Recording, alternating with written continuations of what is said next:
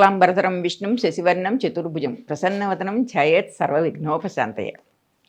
మహాభారతంలో స్త్రీల గురించి చెప్పుకుంటున్నాం కదా. సరే, ధర్మరాజుకి ఒక ధర్మ సందేహం వచ్చింది.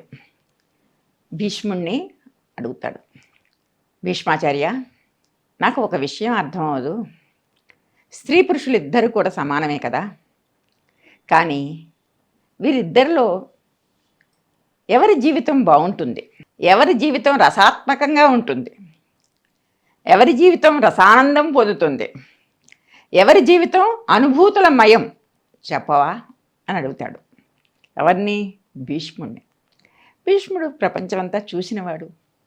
మనవల్ని మునిమనవల్ని అన్ని రకాలుగా మంచి చెడ్డలన్నీ గమనించినవాడు.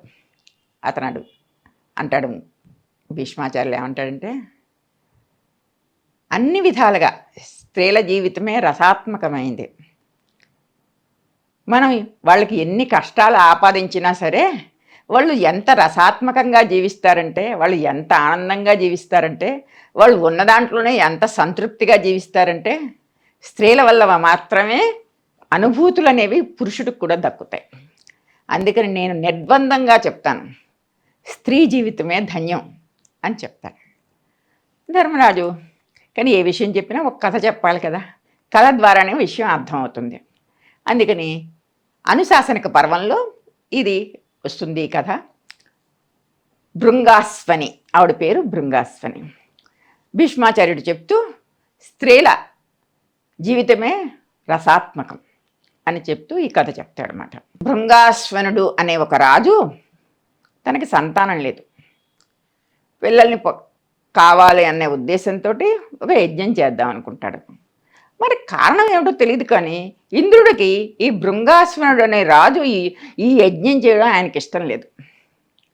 కానీ ఇంద్రుడికి ఇష్టం లేకపోయినా సరే భృంగాస్వనుడు యజ్ఞం నిర్వహించి ఒక 100 మంది పుత్రుల్ని పొందుతాడు. ఆ 100 మంది పుత్రుల్ని పొంది ఆనందంగా వాళ్ళని పెంచుకుంటూ వాళ్ళందరినీ కూడా కొంచెం పెద్దవాళ్ళు అవుతారు.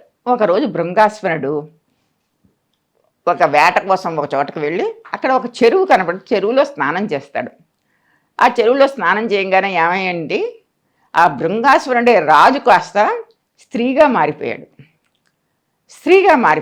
అయ్యో ఇదేమిటిది, ఇలా నేను స్త్రీగా మారిపోయాను అనుకుని చెప్పేసేసి గబగబా అతను వెళ్ళి మళ్ళీ రాజ్యానికి వెళ్ళి ఆ 100 మంది తన కుమారులు ఉన్నారు కదా, వాళ్ళకి 100 మందికి కూడా రాజ్యం అప్పచెప్పేసేసి వాళ్ళందరినీ జాగ్రత్తగా మీరు బతకండి అని చెప్పేసేసి స్త్రీగా అయిపోయి కదా మరి అక్కడ. అందుకని చెప్పేసి ఆల్రెడీ భృంగాస్వరుడు అనే రాజుకి ఒక భార్య అక్కడ ఉంటుంది. అందుకని ఈ భృంగాస్వని కాస్త మళ్ళీ అడవుల్లోకి వచ్చేసేసి అక్కడ తను మునిగా అంటే మునీశ్వరురాలిగా జీవితం గడుపుతూ ఉంటే మళ్ళీ ఒక మునీశ్వరుడితో ఆవిడకి స్నేహ సంబంధాలు ఏర్పడి మళ్ళీ అతన్ని వివాహం చేసుకుంటుంది. భృంగాస్వనుడు అనే రాజు భృంగాస్వనిగా మారిపోయాడు. భృంగాస్వనిగా మారిన ఆమె మళ్ళీ ఒక మునీశ్వరుని పెళ్లి చేసుకుని ఒక 100 మంది పుత్రుల్ని కంటుంది. ఇక్కడ 100 మంది తను చెప్పినా, తను వద్దంటున్నా వినకుండా కూడా ఇతను ఇలాగా యజ్ఞం చేసి 100 మంది పుత్రులను పొందడమే ఇంద్రుడికి ఇష్టం లేదు. మళ్ళీ ఆడదాని కింద మళ్ళీ మారిపోయి కూడా మళ్ళీ ఇతను 100 మంది పుత్రులను పొందడం అనేది ఇంద్రుడికి చాలా కష్టంగా అనిపించింది అనమాట. ఎవరైనా సుఖంగా ఉంటే చూడలేదు కదా కొంతమంది. అతను వెంటనే ఏం చేస్తాడంటే ఏదో రకంగా ఒక గొడవ సృష్టించి ఆ గొడవలో కాస్త ఈ 200 మంది పిల్లల్ని చంపేసేయాలని ప్రయత్నం చేస్తాడు. ఈ లోపల ఏం చేస్తుంది భృంగాస్వని, ఈ 100 మంది పుట్టిన మునిగా మారిపోయిన తర్వాత పుట్టిన 100 మంది కొడుకుల్ని కూడా తీసుకెళ్ళిపోయి మొదటి నా కొడుకులతో కలిపేసి మీరందరూ కలిసి ఈ రాజ్యాన్ని పరిపాలించండి అని చెప్పేసి 200 మందిని కూడాను అక్కడికి ఉంచేసి తను వస్తుంది. ఆవిడ అంత ఆనందంగా బతుకుతూ ఉంటే ఇంద్రుడికి కన్ను కుట్టిందనమాట. ఇదేంటిది, నేను వద్దన్నా కూడా మళ్ళీ 200 మంది సంతానానికి మళ్ళీ రాజ్యాన్ని ఏర్పరిచింది ఇవిడ అని చెప్పేసి కోపంతో ఏం చేశాడంటే ఒక యుద్ధం, వాళ్ళకే ఒక యుద్ధం కల్పించి 200 మంది యువకుమారుల్ని కూడా చంపేస్తాడు. చంపేసేసరికి ఈ భృంగాస్వనికి చాలా దుఃఖం వస్తుంది, ఏడుస్తుంది. నువ్వు చెప్పిన మాట నిజమేను, నువ్వు వద్దన్నావు నేను యుద్ధం చేశాను, నువ్వు వద్దన్నావు నేను యజ్ఞం చేశాను, కానీ అందుకు ఇంత శిక్ష వెయ్యాలా నువ్వు నాకు? నా పిల్లలందరినీ 200 కుమారుల్ని చంపేశావు, అంత ద్రోహం నీకేం చేశాను నేను అని చెప్పేసి భృంగాశ్వని అడుగుతుంది. అప్పుడు ఇంద్రుడు అంటాడు, అయితే ఒక మాట చెప్పు, నీకు 100 మంది పిల్లల్ని బతికిస్తాను.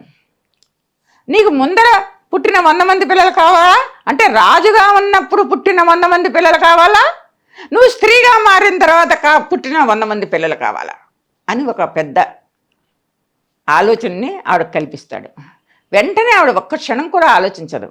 ఆవిడ ఏమంటుందంటే, నాకు స్త్రీగా మారిన తర్వాత పుట్టిన 100 మంది పిల్లల్నే బతికించు ఉంటుంది. ఎందుకంటే నేను ఈ పిల్లల్ని కనేటప్పుడు కానీ, కనాలనుకున్నప్పుడు కానీ, వాళ్ళని పెంచుతున్నప్పుడు కానీ ఎన్నో అనుభూతులు పొందాను.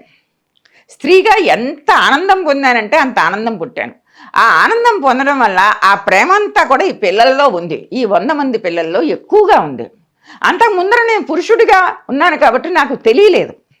ఇప్పుడు నేను స్త్రీగా ఈ 100 మంది పిల్లల్ని కన్న తర్వాత నా రసాత్మకం అయిపోయింది నా జీవితం అంతా. రోజు కూడా ఎంతో ఆనందం. ఈ పిల్లల్ని మామూలుగా నేను పెంచలేదు, అంత ఆనందంగా పెంచాను, రసాత్మకమైన జీవితాన్ని గడిపాను అని చెప్పి ఆ 100 మంది పిల్లల్నే బతికించు అని చెప్తుంది.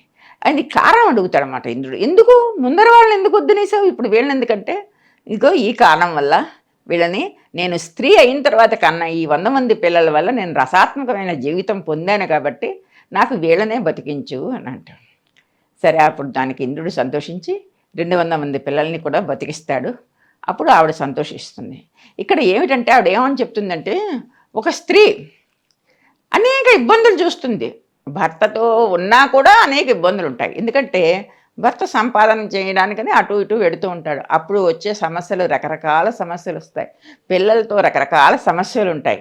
కేవలం పిల్లలే కాదు, పిల్లలతో పాటు వెనకాల ఇంటిలో ఉన్న మిగిలిన సభ్యులు, అత్తగారు, మామగారు, బంధువులు, ఇవన్నీ కూడా సమస్యలు ఉంటాయి, ఆనందాలు ఉంటాయి.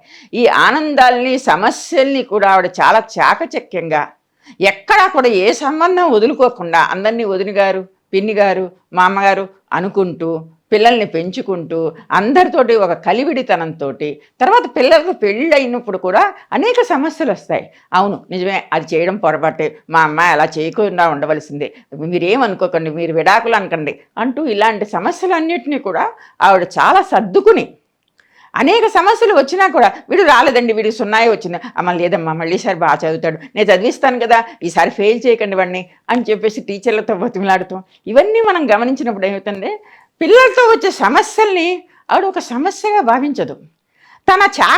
తన మాట చాతుర్యంతో అటు ఇటు చేసి చెప్తూ, అందరికీ నచ్చ చెప్తూ, తన చక్కని మార్గం వేసుకుని కుటుంబాన్ని ఆవిడ నడిపిస్తుంది. అందుకని ఈ విషయం అంతా కూడా భీష్మాచార్యుడు ధర్మరాజుకి చెప్తూ, స్త్రీ జీవితమే ధన్యం, అన్ని అనుభూతులు కూడా స్త్రీలకే, ఏ విషయం ఏ అనుభూతి అయినా కూడా స్త్రీలదే.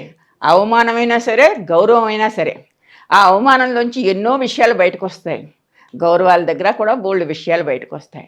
అందుకని స్త్రీ జీవితమే ధన్యం ధర్మరాజా అని చెప్తాడు. ఈ విషయం మనకు మహాభారతంలో ముఖ్యమైన పాత్రలో చాలా కనిపిస్తుంది.